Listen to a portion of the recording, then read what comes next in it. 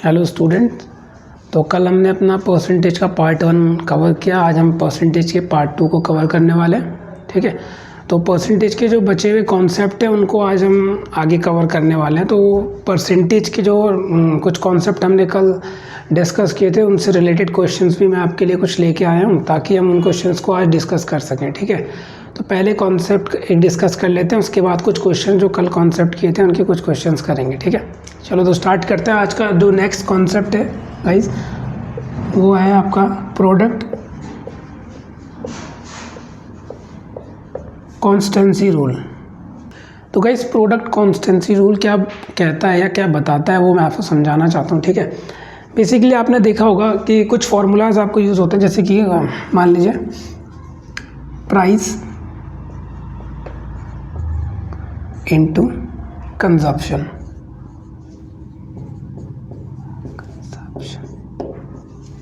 Is equal to expenditure. ठीक है, price into consumption is equal to expenditure. तो product constancy rule क्या बोलता है कि अगर आप किसी एक क्वांटिटी को, यानी कि यहाँ पे कोई एक क्वांटिटी है, एक प्राइस है, एक क्या है आपका कंजप्शन है, तो आप किसी एक चीज़ को, किसी एक क्वांटिटी को अगर इंक्रीज़ कर देते हो बाई सम अमाउंट इंक्रीज्ड, ठीक है, और आप चाहते हो कि जो आपकी दोनों क्वांटिटी हैं उनका जो आपका प्रोडक्ट हो वो क्या रहे, कांस्टेंट रहे, मतलब आपने प्राइस को इंक्रीज़ कर दिया मान लीजिए। ठीक है, तो ऑटोमेटिकली अगर आप एक्सपेंडिचर को कांस्टेंट रखना चाहते हो, मतलब एक्सपेंडिचर को आप क्या रखना चाहते हो, कांस्टेंट। ठीक है, कांस्टेंट आप रखना चाहते हो तो आपको क्या करना पड़ेगा, अगर आप प्राइस इंक्रीज करते हो तो आपको ऑटोमेटिकली अपना कंजप्शन क्या करना पड़ेगा, डिक्रीज करना पड़ेगा। तो प्रोडक्ट कॉन्स्टेंसी रूल आपका क्या कहता है कि जब दो क्वांटिटी आपके पास मल्टीपल में है और उसका एक प्रोडक्ट आपके पास है, तो अगर आप उसमें से किसी एक क्वांटिटी को बाय सम अमाउंट इंक्रीज कर देते हो, ठीक है, और आप चाहते हो कि उनका जो प्रोडक्ट है वो कांस्टेंट रहे, मतलब उसमें कोई बदलाव आपको ना नज़र आए, तो क्या होता है, ऑटोमेटिकली आपकी सेकंड क्वांटिटी सम अमाउंट से क्या हो जाती है, डिक्रीज हो जाती है। तो इसी रूल से रिलेटेड एक फॉर्मूला आपको नजर आया, जैसे प्राइस एंड कंजप्शन। कई क्वेश्चन आपको प्राइस और कंजप्शन के बेस पे पूछे जाते हैं। क्वेश्चन में कहा जा सकता है कि आपका प्राइस सम अमाउंट से, किसी अमाउंट से आप इंक्रीज कर रहे हो और आप चाहते हो कि आपका एक्सपेंडिचर क्या रहे, कांस्टेंट रहे, तो किस अमाउंट से आपको अपना कंजप्शन कम करना पड़ेगा, है ना। एक एग्जांपल से समझते हैं कि क्या चीज़ है product constancy rule. For example मैं आपसे कहूँ कि आपको क्या करना है, आपको 20 रुपये दिए जाते हैं और आपको उस 20 रुपये में कुछ पेन खरीदने, ठीक है, और एक पेन का जो प्राइस है, मतलब आपको जो पेन खरीदना है वो 5 रुपये वाला पेन खरीदना है, ठीक है, तो आपका पेन का प्राइस क्या है, 5 रुपीज़, ठीक है, और आपको कुछ पेन खरीदने, मान लो आपको एक्स पेन खरीदना है, ठीक है, आपको एक्स पेन खरीदना है और एक्सपेंडिचर मतलब आपको जो पैसा दिया जा रहा है वो दिया जा रहा है 20 रुपीज़, मतलब आपके पास 20 रुपये हैं 5 रुपये वाले कुछ पेन खरीदने के लिए। आपको ये बताना है कि कितने पेन आप खरीद पाओगे, ठीक है, तो आपको दिख रहा है कि 5, और जो उसका ये 5 रुपीज़ क्या है, प्राइस है, और कंजप्शन आपको भी पता नहीं है, लेकिन आपको एक्सपेंडिचर पता है कि मेरा एक्सपेंडिचर 20 है, ठीक है, तो ऑटोमेटिकली जब आप प्राइस से यहाँ एक्सपेंडिचर को डिवाइड करोगे तो आपको पता चल जाएगा कि 5 वाले में 4 पेन खरीद पाऊँगा। कितने पेन खरीद पाऊँगा, 4। जब आप 5 वाले 4 पेन खरीदोगे तो आपका एक्सपेंडिचर कितना आएगा, 20 रुपीज़ आएगा। अब मैं आपसे बोलता हूँ कि आपका जो प्राइस है, प्राइस ऑफ पेन है, ये जो आपका प्राइस है, ठीक है, इसको बाई सम अमाउंट में इंक्रीज़ कर देता हूँ, बाई इसको डबल कर देता हूँ, ठीक है। अब आपके पास जो पेन है आपको जो खरीदने हैं वो खरीदने 10 रुपये वाले, यानी कि जिसका प्राइस क्या रहे, 10 रुपीज़ रहे, और एक्सपेंडिचर मैं चाहता हूँ आपका वो रहे कांस्टेंट, मतलब आपको 20 ही रुपये दिए जाएंगे आज, इस बार भी आपको 20 ही रुपये दिए जाएंगे 10 वाले पेन खरीदने के। आप कितने पेन खरीद पाओगे, तो आपको पता है कि आपका यहाँ पे प्राइस क्या हुआ है, 5 से 10 हो गया, इसको इंक्रीज़ कर दिया, और मेरा एक्सपेंडिचर क्या है, कांस्टेंट है। अगर मुझे अपना एक्सपेंडिचर कांस्टेंट रखना है तो मुझे अपना कंजप्शन को डिक्रीज़ करना पड़ेगा। आपको पता है कि 10 वाले पेन 20 रुपये में सिर्फ 2 ही आ पाएंगे, तो आपको दिख रहा है प्राइस यहाँ पे इंक्रीज़ हुआ तो आपका ये एक्सपेंडिचर क्या हो गया, सॉरी कंजप्शन क्या हुआ, कंजप्शन आपका सम अमाउंट से डिक्रीज़ हो गया, क्योंकि आपको क्या रखना था, अपना एक्सपेंडिचर क्या रखना था, कांस्टेंट। तो यही आपका प्रोडक्ट कॉन्स्टेंसी रूल बोलता है कि जब भी आपका 2 क्वांटिटीज़ हैं, अगर उनका मल्टीपल एक प्रोडक्ट है, ठीक है, और आप उसमें से किसी एक क्वांटिटी को इंक्रीज़ कर देते हो और आप चाहते हो कि उनका जो प्रोडक्ट है वो क्या रहे, कांस्टेंट रहे, तो आपकी दूसरी quantity by some amount decrease हो जाएगी उसी टाइम पे। यही आपका प्रोडक्ट कॉन्स्टेंसी रूल। अब देखते हैं कितने अमाउंट से बढ़ती है और कितने अमाउंट से डिक्रीज होती है, ये भी आप देख लीजिए एक बार, ठीक है। तो आपको यहाँ पे देखना है, फॉर एग्जांपल आप ये देखो कि आपका जो मान लीजिए क्वांटिटी है, इस क्वांटिटी को मैं ये मान लीजिए 20% से इंक्रीज़ कर रहा हूँ किसी क्वांटिटी को। क्वांटिटी में आपका 20% का क्या कर रहा हूँ मैं, इंक्रीज़, ठीक है। 20% का इंक्रीज़ यहाँ पे हो रहा है, अमाउंट 20% का इंक्रीज़ हो रहा है, और आप अपना एक्सपेंडिचर को क्या रखना चाहते हो, कांस्टेंट, ठीक है। 20% का इंक्रीज़ मतलब आप इसको फ्रैक्शन में चेंज करोगे, क्या आएगा 1/5। इसका मतलब है कि आपका जो 5 रेशियो है, ये आपकी बेस या प्राइस वैल्यू, इसका आपने जैसे 20% इंक्रीज़ किया, ये 20% कितना हुआ, 1 रेशियो हुआ। यानी कि 5 का 20% क्या हुआ, 1 रेशियो। यानी कि अगर पहले आप 5 आर्टिकल खरीद पा रहे थे, ठीक है, पहले आप 5 आर्टिकल खरीद पा रहे थे, तो अब आपका प्राइस क्या हो गया, इंक्रीज़ हो गया। सॉरी, पहले अगर प्राइस 5 था, पहले अगर आपका प्राइस 5 रुपीज़ था, तो उसके बाद प्राइस क्या हो गया, 20% इंक्रीज़ हो गया। 5 का 20% कितना हो, 1, यानी कि अब प्राइस कितना हो गया, अब प्राइस आपका हो गया 5 से 6 हो गया, ये +1 हो गया। आपका प्राइस कितना हो गया, 5 से 6 हो गया, ठीक है। प्राइस आपका 5 से 6 हो गया। तो आपका जो कंजप्शन है, अगर आप चाहते हो कि आपका एक्सपेंडिचर क्या रहे, कांस्टेंट रहे, ये कितना रहे, सेम रहे, सेम। आप चाहते हो अपना आपका एक्सपेंडिचर क्या रहे, सेम रहे, तो आपको कंजप्शन किस अमाउंट से घटाना पड़ेगा, ठीक है। बेसिकली आप यहाँ एक चीज़ समझ लो, अगर आपका एक क्वांटिटी, मान लो कोई एक quantity n for numerator, d for denominator, ठीक है। मान लो आपकी कोई क्वांटिटी n/d% से बढ़ती है, n/d% से क्या हो रही है, इंक्रीज़ हो रही है, ठीक है। तो जो नेक्स्ट क्वांटिटी आपकी होती है ना, क्योंकि ये इंक्रीज़ हो रही है, यहाँ पे मैंने प्लस लगा देता हूँ, ठीक है।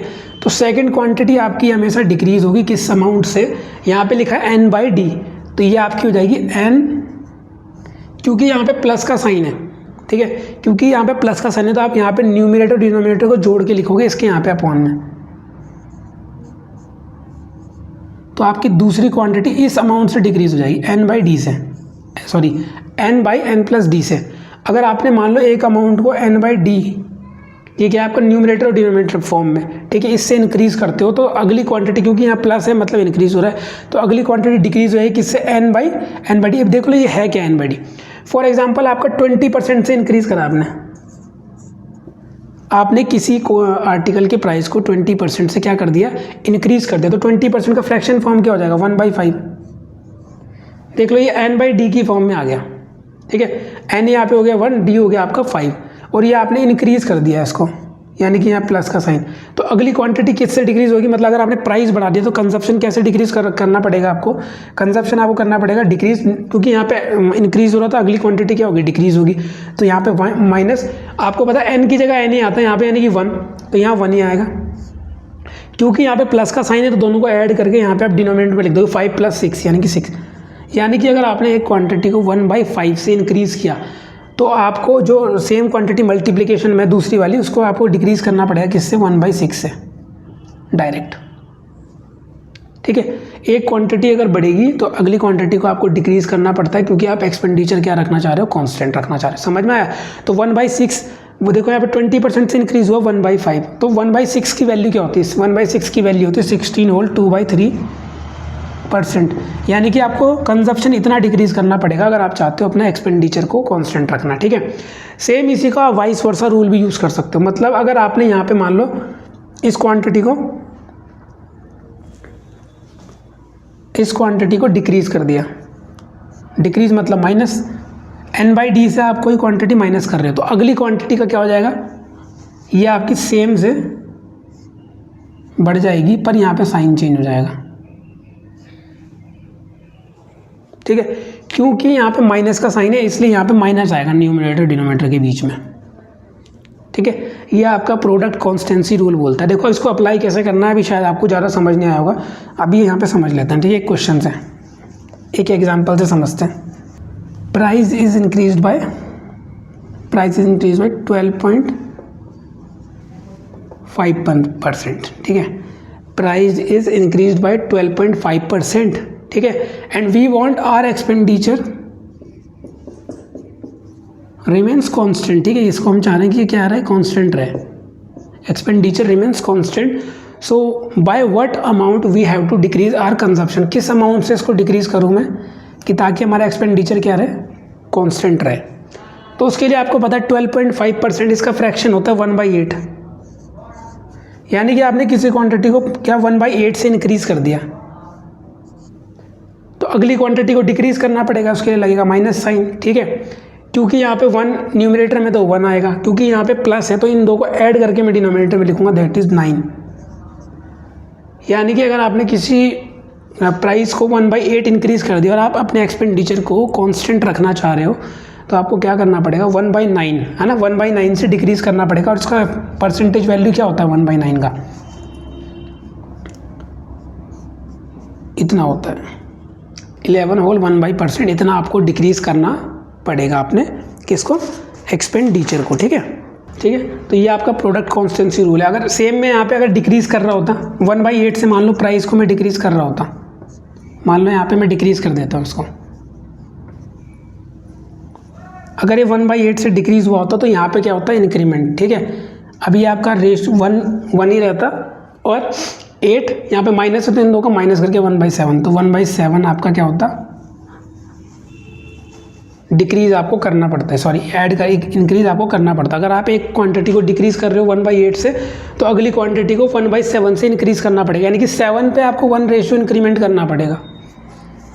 ये आपका प्रोडक्ट कॉन्स्टेंसी रूल बोलता है, ठीक है। तो जो कल कॉन्सेप्ट हमने डिस्कस किए थे दोस्तों, उनके रिलेटेड में कुछ क्वेश्चन आपके लिए लेके आया, ठीक है। तो एक क्वेश्चन है आपका, ठीक है, आपको क्वेश्चन स्क्रीन पे दिखेगा। If 16 whole 2/3% of a number is added with itself, ठीक है, then result become 4956, find the original number, ठीक है। तो ये कह रहा है कि अगर किसी नंबर में आप उसका 16 होल 2/3% ऐड कर देते हो तो वो नंबर 4956 बन जाता है, ठीक है। तो क्या बोल रहा है कि ओरिजिनली या इनिशियली वो नंबर क्या था, ठीक है। फॉर एग्जांपल आपको बोल रहा है कोई नंबर है, मान लो कोई नंबर क्या है, x है, ठीक है, कोई नंबर x है, उसमें आपने क्या किया, उसका x का 16 होल 2/3% क्या किया, ऐड कर दिया, ये आपने ऐड कर दिया, तो वो नंबर क्या बन जाएगा, 4956, ठीक है, 4956 बन जाएगा वो नंबर। तो बोल रहा था इनिशियली वो नंबर क्या है, मतलब यहाँ पे आपको x की वैल्यू निकालनी है। तो ये आपका ट्रेडिशनल मेथड है कि आप इस इक्वेशन को सॉल्व करो, पूरी इक्वेशन को सॉल्व करो, ठीक है, फिर आप x की वैल्यू फाइंड आउट करो। तो इस तरह से जो अप्रोच हो जाएगा वो आपका टाइम कंज्यूमिंग हो जाएगा, थोड़ा सा इक्वेशन बन जाएंगी, चीज़ें लेंदी हो जाएंगी, ठीक है। पर हमें पता है कि हमारे पास परसेंटेज है, और परसेंटेज से हम क्या कर सकते हैं, रेशियो का यूज़ करके फ्रैक्शन में कन्वर्ट कर सकते हैं, जिससे ईजी रहेगी हमारी कैलकुलेशन, ठीक है। तो आपको पता है कि जब किसी नंबर में उसका 16 होल 2/3% ऐड किया जाता है, तो मतलब पहले आप इस परसेंटेज को लिख लो, यहाँ पे मैं आपको, ठीक है, शॉर्ट मेथड बता रहा हूँ, शॉर्ट में कैसे करना है। आपको पता है कि आपके पास एक परसेंटेज है 16 2/3%, ठीक है, और इसका फ्रैक्शन वैल्यू आपको कल हमने लिखवाया था, वो होता है आपका 1/6, ठीक है। आपके यहाँ रेशियो में आ गया 1/6। तो डायरेक्टली इसका मतलब क्या है, इसका कहने का मतलब है कि आप 6 रेशियो का 16 होल 2/3% निकालोगे तो वो आपका बनता है 1 रेशियो। 66 रेशियो का 16 होल 2/3% क्या होता है, 1 रेशियो, ठीक है। एक्चुअल में आपको पता है, देखो आपने कल एग्जाम्पल से पहले एक चीज़ समझ लो, आपको कल एक एग्जाम्पल से कुछ बताया था कि अगर किसी स्टूडेंट के 100 आउट ऑफ 20 मार्क्स आते हैं तो आप उसको कैसे लिखते हो, 20% लिखते हो 20%, है ना, आप लिखते हो उसको 20%। अभी 20% को आप 1/5 भी 20% को आप ऐसे भी लिख सकते हो 20/100। अब इस 20/100 का मतलब क्या है, ठीक है, इसका मतलब है कि आपका 100 से 20 मार्क्स उसने गेन किए। मतलब जब भी आप किसी परसेंटेज को सीधा फ्रैक्शन में कन्वर्ट करते हो तो आपके यहाँ 2 चीज़ आती है, एक आता है न्यूमरेटर, एक आता है डिनोमिनेटर। और आपको पता है डिनोमिनेटर में वो वैल्यू आती है जो रहती है उसकी रेफरेंस वैल्यू, टोटल मार्क्स। तो सेम जब हम यहाँ पे इस परसेंटेज को कन्वर्ट करेंगे तो यहाँ पे भी जो आपका डिनोमिनेटर वैल्यू आएगी वो आपके ओरिजिनल नंबर की वैल्यू आएगी, यानी कि जो 6 रेशियो है यहाँ पे ये आपके ओरिजिनल नंबर को क्या कर रहा है, डिनोट कर रहा है। और जो परसेंटेज इंक्रीमेंट और डिक्रीमेंट हुआ वो आपका न्यूमिनेटर में लिखा जाता है। इसका मतलब अगर आपने वो नंबर इनिशियली क्या रहा होगा, 6 रेशियो रहा होगा, उसमें आपने 16 और 2/3% ऐड किया, मतलब एक रेशियो और ऐड कर दिया, तो ओरिजिनली वो नंबर कितना बन जाएगा। जब आप 6 में इतना ऐड कर दोगे, ये ऐड कर दोगे, तो ओरिजिनली वो रेशियो बन जाएगा आपका 7, 6 + 1, मतलब 6 पे अगर आप 16 और 2/3% ऐड करते हो तो वो बनता है 1 रेशियो, यानी कि 6 में आपने 1 रेशियो ऐड किया तो बन जाएगा 7 रेशियो। एक्चुअल में यहाँ पे आपको 7 रेशियो की वैल्यू दी गई है 4956, ठीक है।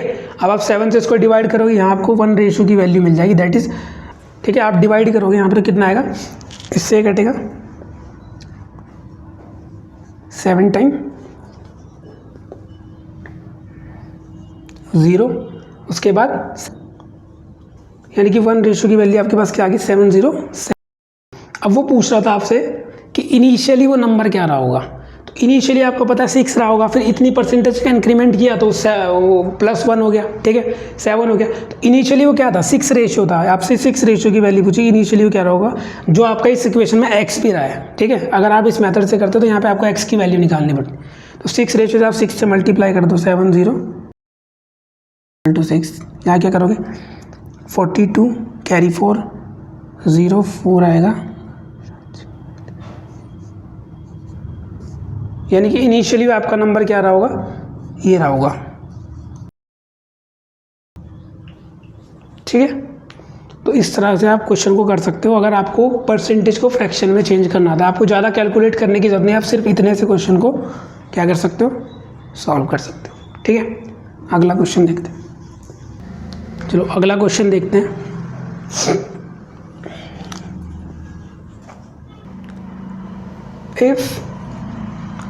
if 6 whole 2/3% of a number is subtracted from itself then result become 5670, find the original number। ये बोल रहा है कि अगर किसी नंबर का 6 whole 2/3% आप क्या कर देते हो, डिक्रीज कर देते हो उस नंबर से, तो वो नंबर बन जाता है 5670। तो इनिशियली वो नंबर क्या रहा होगा, ठीक है। ऐसा करते हैं, आप ये मान लो कोई भी चीज़ है, कोई भी क्वांटिटी आपकी रहेगी, वो इनिशियली क्या रहती है, 100% रहती है हमेशा। क्या रहती है, इनिशियली क्या रहती है, 100%। अब अगर आपको इसमें डिक्रीज करना है तो वो भी इस 100% से होगा, और अगर आपको इसमें कुछ इंक्रीज करना है तो वो भी इस 100% पे होगा। फॉर एग्जांपल अगर मैं 10% का इंक्रीज़ करता हूँ तो 100% पे अगर 10% का इंक्रीमेंट हो जाएगा तो वो टोटल हो जाता है 110, 110%। अगर सेम मैं 100 में से 20% डिक्रीज कर देता हूँ तो वो क्या हो जाएगा, 100 में से 20% डिक्रीज होगा, मतलब वो क्या बन जाएगा, 80%। ये कॉन्सेप्ट आपको याद रखना है, ठीक है।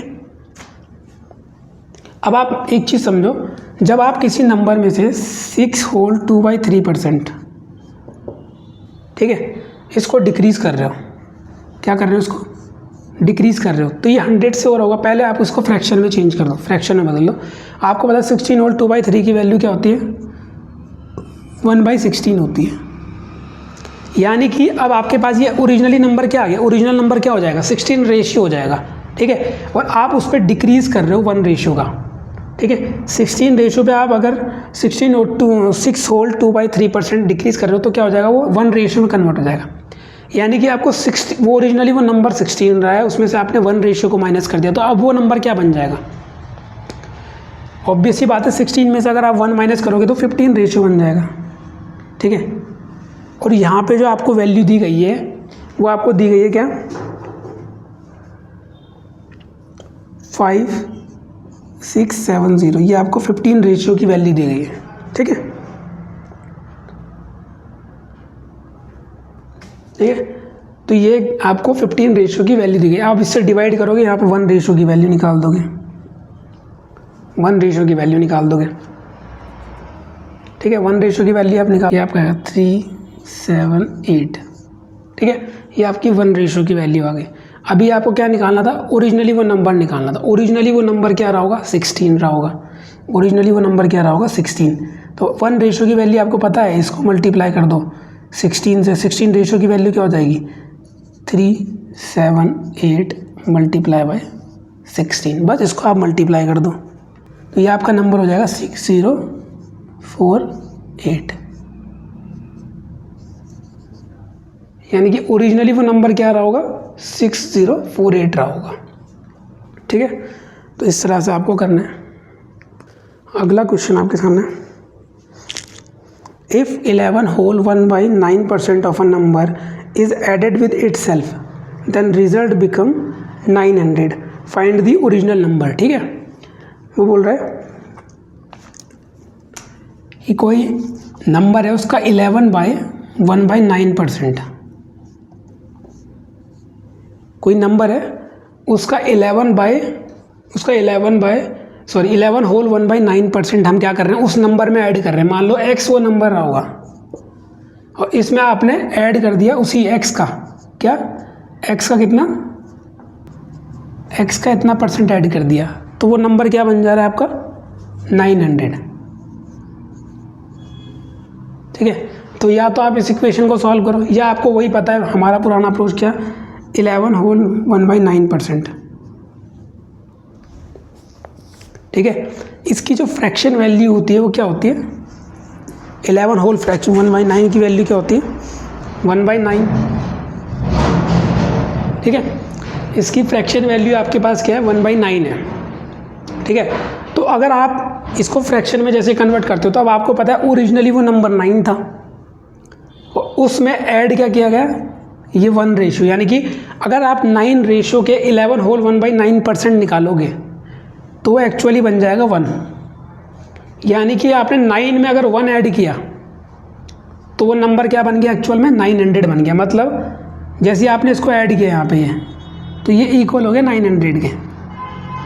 तो 11 में जैसे आपने 1 ऐड किया तो ये हो जाएगा 10 रेशो, एक्चुअल में 10 रेशो की वैल्यू आपकी 900 है। तो 1 रेशो की वैल्यू क्या हो जाएगी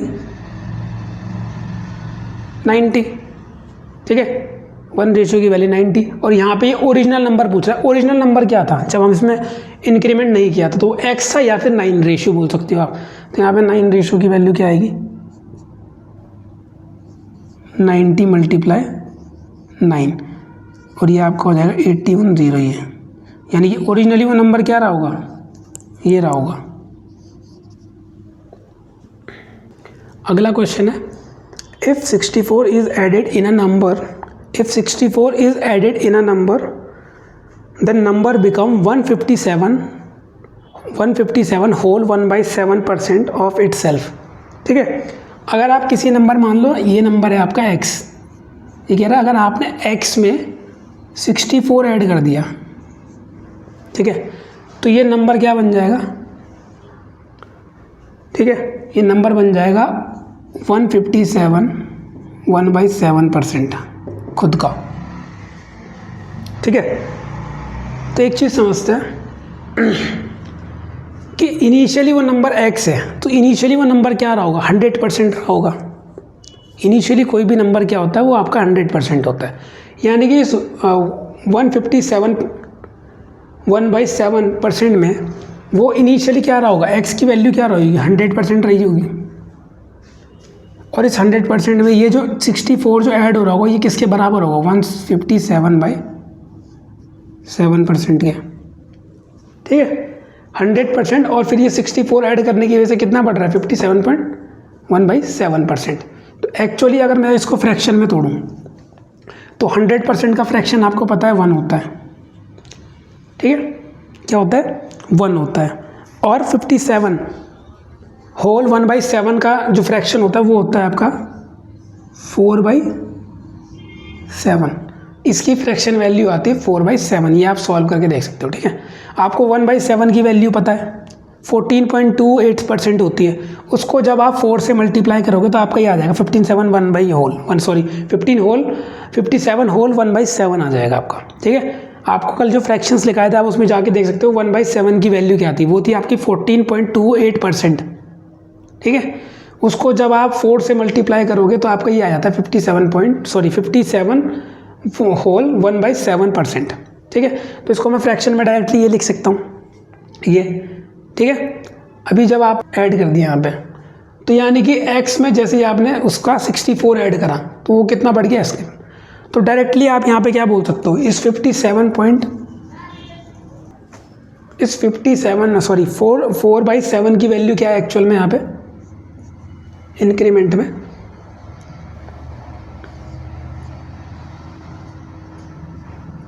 इतना ऐड हुआ। तो एक्चुअल में क्या बन गया रेशियो 11/7 बना, 11/7 यानी कि 7 पे 4 का इंक्रीमेंट। एक्चुअल में ये 11 डिनोट कर रहा है यहाँ पे 157% को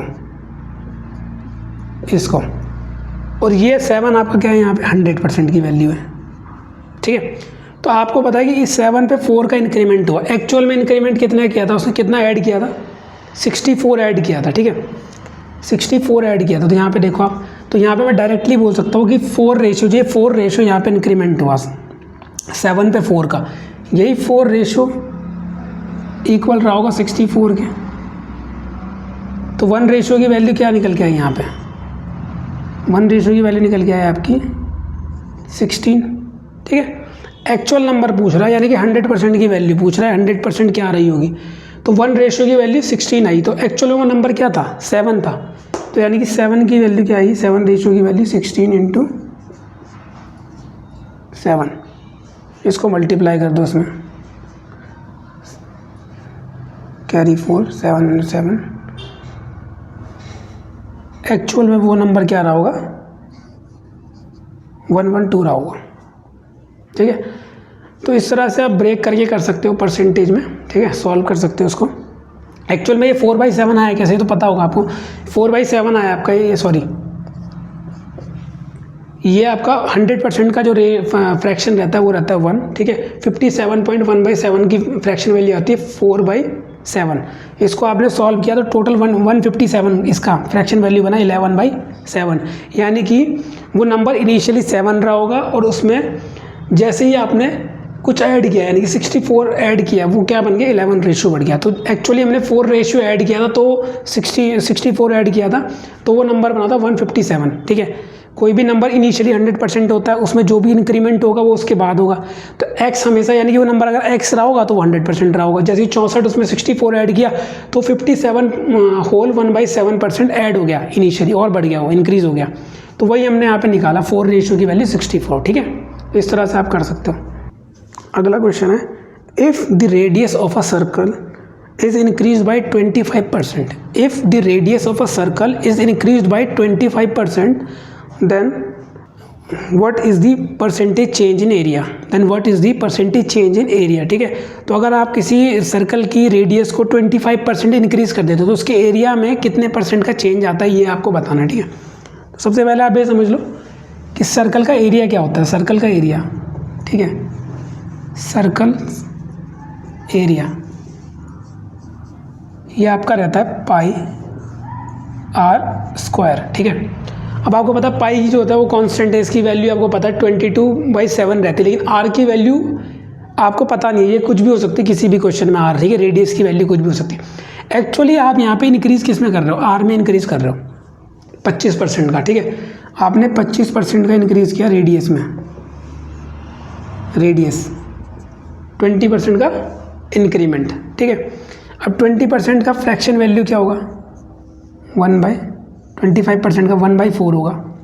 ठीक है, 1/4 होगा। अब देखो जब आप इस सर्कल में इंक्रीमेंट करोगे तो एक्चुअली ये कुछ ऐसा है πr × r।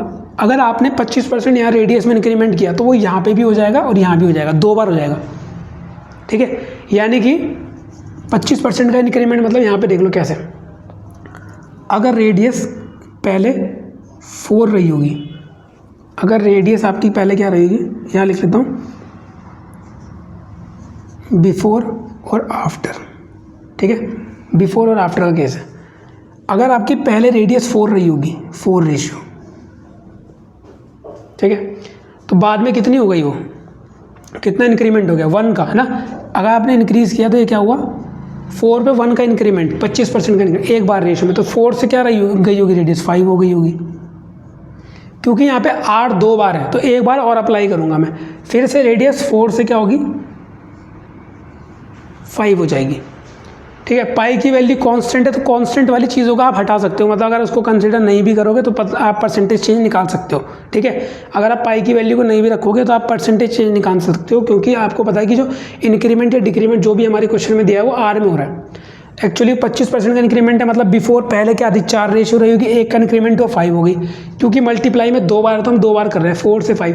अब यहाँ पे आप इसको मल्टीप्लाई करके देख लो, क्योंकि आपको पता है यहाँ पे एरिया कैसे आता है R का R से मल्टीप्लाई करके, तो ये पहले वाले R को मल्टीप्लाई कर दो 4 4 से 16, यानी कि पहले रेशियो क्या रहा होगा 16, और क्योंकि आप पाई है तो पाई लिख लो साथ में चाहे।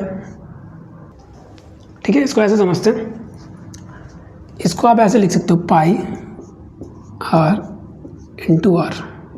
ठीक है, यानी कि जब आप यहाँ पे 25% का इंक्रीमेंट करोगे रेडियस में आपने 25% का इंक्रीमेंट कर दिया। ठीक है, तो ये आगे 1/4, यहाँ पे लिखता हूँ मैं बिफोर, यहाँ पे आफ्टर, यानी कि पहले बिफोर पहले क्या रही होगी रेडियस, पहले 4 रही होगी, 4 से हुई 5, फिर उसके बाद दोबारा क्योंकि 2 बार यहाँ पे आ रहा है 2 बार इंक्रीमेंट होगा ना, तो 4 से फिर क्या होगी 5। अब आप देखो यहाँ पे एरिया निकलता है R और R को मल्टीप्लाई करके। ठीक है, पाई को हम इसलिए कंसिडर नहीं करें क्योंकि कांस्टेंट वैल्यू, इसको आप इग्नोर भी कर सकते हो। ठीक है, तो 4 इंटू 4 हो जाएगा 16 और 5 इंटू 5 हो जाएगा 25। ठीक है, पाई को आपको लिखना है तो लिख सकते हो, आप यहाँ पे लिख दो पाई 16 पाई। तो यहाँ से आपको पता चलता है कि पहले जो एरिया रहा होगा वो रहा होगा 16 पाई, और बाद में जो एरिया हमारा बना वो क्या बना 25 पाई। तो कितने का इंक्रीमेंट हुआ यहाँ पे 16 पे 25 9 पाई का इंक्रीमेंट हुआ, और एक्चुअल में कितनी वैल्यू थी पहले 16, कितने पे बढ़ाई 16 पाई पे। परसेंटेज इंक्रीमेंट निकालना 100 से मल्टीप्लाई कर दो, पाई से पाई कट जाएगा, ये आ जाएगा आपका 9/16। इसको लिख दो यहाँ पे 9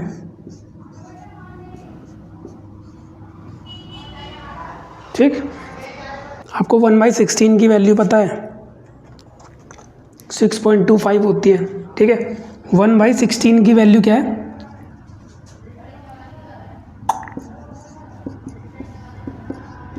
25%, इतना होता है। यहाँ पे 9 से मल्टीप्लाई करना है, 9 से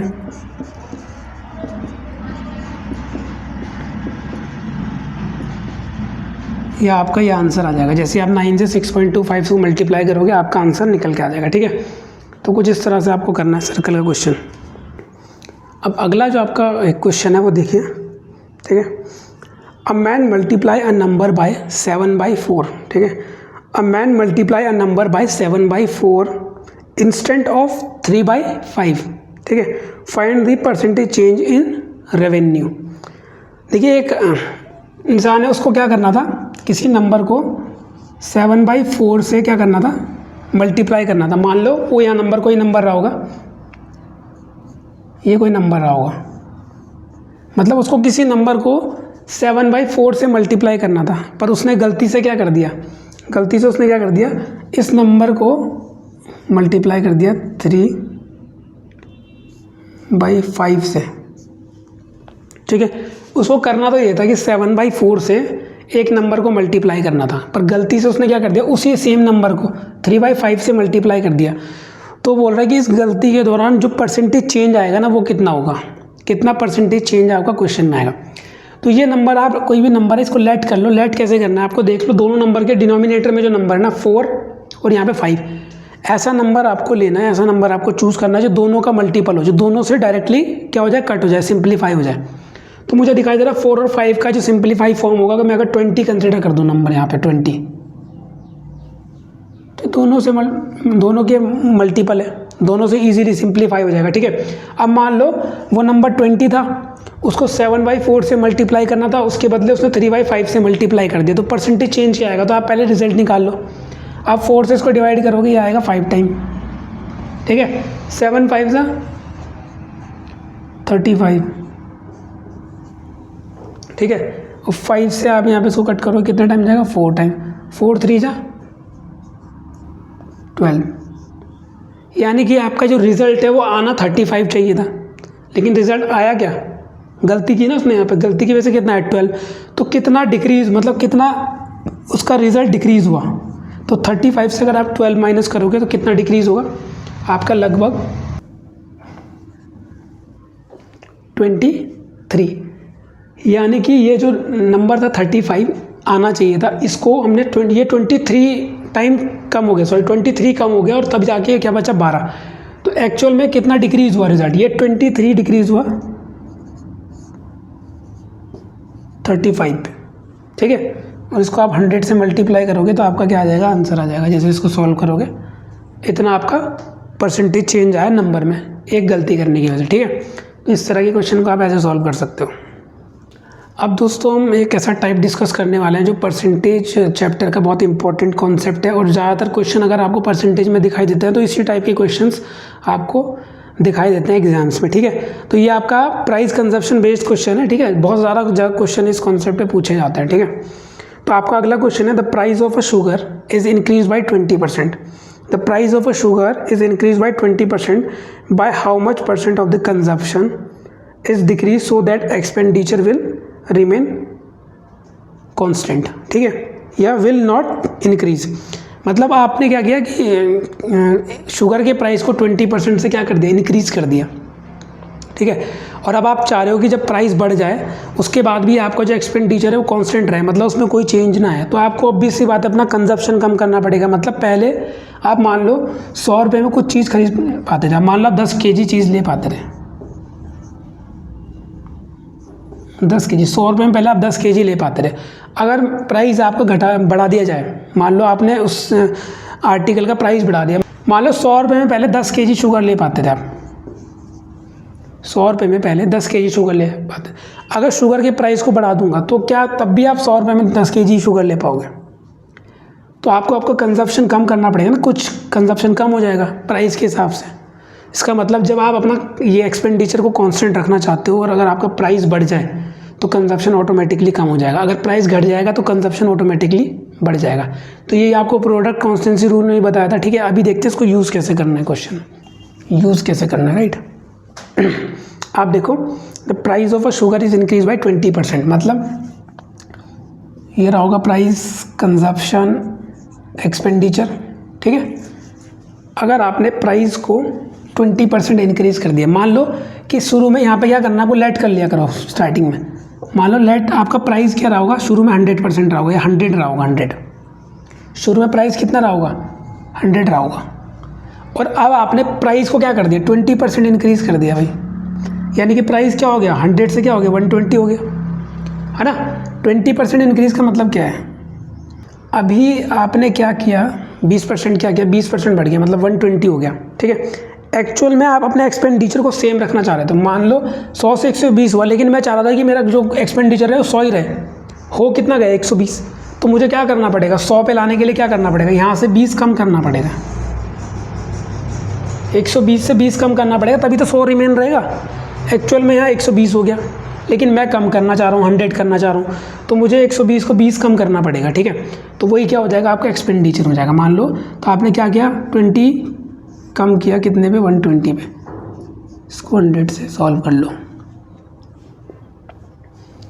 ये आएगा आपका 6 से इसको डिवाइड करोगे तो आएगा 16 होल 2/3%। आपको अपना कंजप्शन कम करना पड़ेगा, तभी जाके आप क्या कर पाओगे, इतना कंजप्शन कम करना पाएगा, तभी आप अपना सेम एक्सपेंडिचर में चीज़ें खरीद पाओगे, ठीक है। अभी आपने कहा सर इसमें ये आपने क्या कर दिया, प्राइस लेके, इसको समझते हैं पहले कि क्या है क्या प्राइस, क्या है कंजप्शन क्या है, इसको एक बार समझो पहले। आप मुझे एक चीज़ बताओ, मान लो प्राइस क्या था, 20% का इंक्रीमेंट हुआ, ठीक है, ये हुआ आपको 1/5। अगर पहले प्राइस रहा होगा, पहले मान लो प्राइस रहा होगा 5, ठीक है, फिर उसमें 20% का इंक्रीज़ यानी कि 1 का इंक्रीज़, मतलब फिर प्राइस क्या हो गया, 60 हो गया। और ये आपका क्या है, प्राइस का रेशियो है, मान लो प्राइस का क्या है भाई, ये रेशियो है, क्या हो गया 5:1, ठीक है। अभी आप मान लो कि आप कुछ क्वांटिटी खरीद पाते थे, मान लो आपके पास 30 रुपये हुआ करते थे, आपने दोनों नंबर का एक नंबर यहाँ पे ले लिया मल्टीपल, मान लियो 30 रुपीज़ ले लिया, कि आपका जो एक्सपेंडिचर हुआ करता था वो 30 रुपये हुआ करता था, ठीक है। तो जब प्राइस 5 रुपये था तब आप 30 में कितना वो खरीद पाते होंगे। मान लो शुगर लेते थे, आप शुगर कितना ले पाते थे, 30 रुपीज़ में कितना ले पाते हो, 5 रुपीज़ आपका प्राइस है, तो 5 से आप 30 को डिवाइड करोगे, क्या आएगा, 6 आएगा। और अगर आप बाद की कंडीशन ले, जब प्राइस आपका 20% इंक्रीज़ हो गया, 66 हो गया, और तब भी आपको 30 ही खर्च करना है, तो तब आप कितना खरीद पाओगे, 6 डिवाइड बाई यानी कि 5। तो ये आ गया आपका किसका कंजप्शन, ये आ गया क्वांटिटी का कंजप्शन। प्राइस का रेशियो है 5:6 और आपका क्वांटिटी का रेशियो क्या है, 6:5, ठीक है। और एक्सपेंडिचर आपका कांस्टेंट है, 30 का 30 है। ये आपको मैं एग्जांपल बता रहा हूँ। अब आप मुझे एक चीज़ बताओ कि जब एक्सपेंडिचर आपका कांस्टेंट रहा तो आपको दिखाई दे रहा है प्राइस का जो रेशियो था 5:6, उसको अगर मैं चेंज कर दूँ, इन्वर्सली प्रोपोर्शनल कर दूँ, तो आपको क्वांटिटी का रेशियो मिल जाता है। इसका मतलब क्या मैं बोल सकता हूँ कि प्राइस के रेशियो का इन्वर्सली प्रोपोर्शनल क्या होगा, क्वांटिटी का रेशियो होगा, है ना। क्या होगा, क्वांटिटी का रेशियो होगा जब आपका एक्सपेंडिचर क्या होता है, कांस्टेंट। और सेम प्राइस का रेशियो के साथ ही आपका क्या, एक्सपेंडिचर भी बढ़ता है, ठीक है, एक्सपेंडिचर भी बढ़ता है। मान लो आप 5 रुपये में 5 kg पहले खरीद पाते थे, तो कितना खर्चा आता होगा आपका, 25 आता होगा, ठीक है। और आपको अब फिर भी 5 किलो ही खरीदना है, तो 6 रुपये में कितना खरीद पाओगे, मतलब 6 रुपये के हिसाब से कितना खरीद पाओगे 5 किलो के लिए, 6 पंजे 30। यानी कि पहले आपको अगर 5 किलो खरीदना था तो 25 रुपये खर्च करने पड़ रहे थे, फिर जब प्राइस बढ़ा 20% से तो आपको 30 रुपये खर्च करने पड़ रहे हैं। अगर आप इसका रेशियो निकालोगे तो क्या आएगा, 5:6 ही आएगा। तो आपको दिख रहा है कि प्राइस और एक्सपेंडिचर का रेशियो हमेशा क्या रहता है, सेम रहता है, जब आपका एक्सपेंडिचर क्या हो, कांस्टेंट हो, और आपको क्वांटिटी का रेशियो हमेशा क्या हो जाता है भाई, इन्वर्सली प्रोपोर्शनल। तो आप क्या कर सकते हो, प्राइस और एक्सपेंडिचर के रेशियो को सेम मान के चल सकते हो। तो जो मेथड मैंने आपको बताया था ना, वो यही मान के चला था कि प्राइस और एक्सपेंडिचर को सेम मान के चला था। तो इसका मतलब आपको यहाँ पे नोट बना के लिखना है, ratio of price and expenditure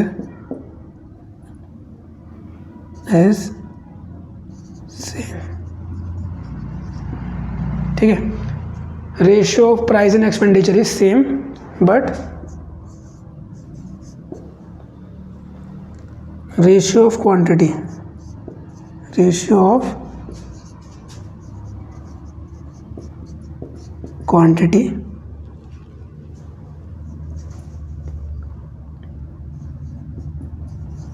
will be inversely proportional, inversely